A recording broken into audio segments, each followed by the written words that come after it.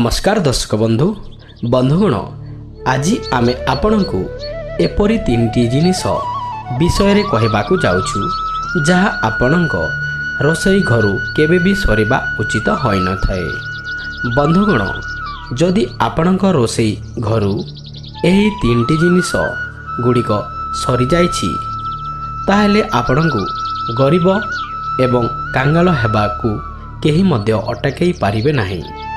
एवं खाली एतिकी नुहे आपणक घरर सदस्यों सह आपणकर मध्य स्वास्थ्य अवस्था खराब हो पारे।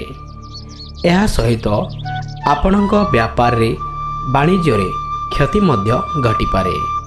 यह सहित आपणक घरे केबे भी माता लक्ष्मी वास करिवे नाही।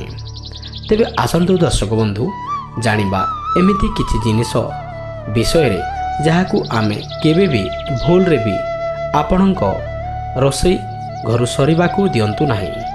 ताहा पूर्वरु आम चैनल को निश्चित भाव में सब्सक्राइब करनियंतु। बंधुगण प्राय आपण माने लक्ष्य करिथिबे कि घर मानकरे प्रतिदिन कोनोसी ना कोनोसी सामग्री सरी जाई थाए। कोनोसी ना कोनोसी सामग्री सरी जाई थाए ओ एहार पूर्ण निमंते आमे बाजार को जाई थाउ। किंतु बंधुगण हिंदू धर्मशास्त्र अनुसार एमिति 4टी जिनिस अछि जहाकू केबे भी आपणक घरर रोसई घरु सरीबाकू दियंतु नाही, नचेत आपणक पाई एवं आपणकर परिवार पाई अमंगल सदृश होइथाए। तेबे प्रथमटी होउची अग्नि। बंधुगण प्राचीन काल रे लोके चूली रे रोसई करुथिले एवं समस्तक चूली रे निया मध्य जलुथिला।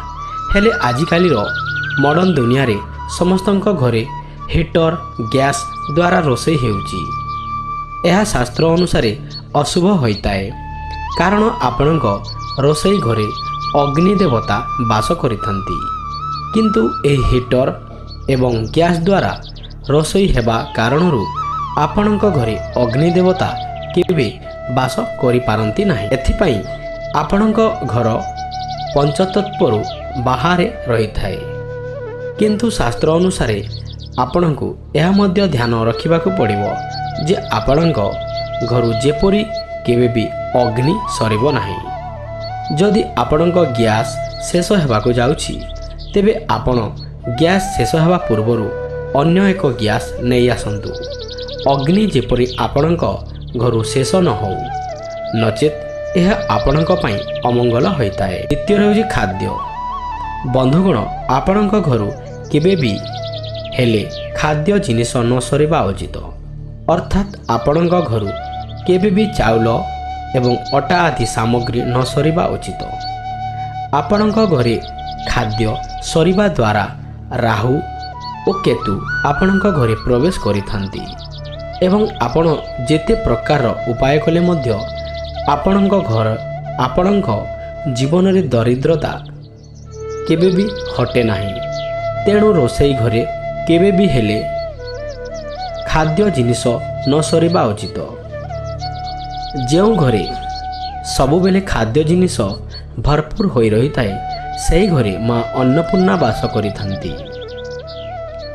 तृतीय रे होउची हलदी। बंधुगण आपण माने हलदी को खाद्यर रंग बदलाइबा पाई किंबा खाद्य रे स्वाद बढ़ाइबा पाई व्यवहार करिथांती। किंतु शास्त्र अनुसार हलदी को भगवान विष्णुंकर प्रतीक बोली माना जाए। जो घरे भगवान विष्णु रहिथांती सेही घरे मां लक्ष्मी आपे आपे प्रवेश करिथांती। जदि आपणक रोसई घरु हलदी सरी जीवो ताहेले आपणक घर उपरे बहुत संकट माड़ी आसीबो एवं हलदी न सरीबा कारणरू मां लक्ष्मी आपणक घरे केबे भी वास करंती नाही। तेणु बंधुगण आपणक रोसई घरु केबे भी हलदी को सरीबाकू दियंतु नाही। तो बंधुगण यह थिला सेही 3टी जिनिस जहाकू आपण केबे भी आपणक रोसई घरु शेष हेबाकू दियंतु नाही।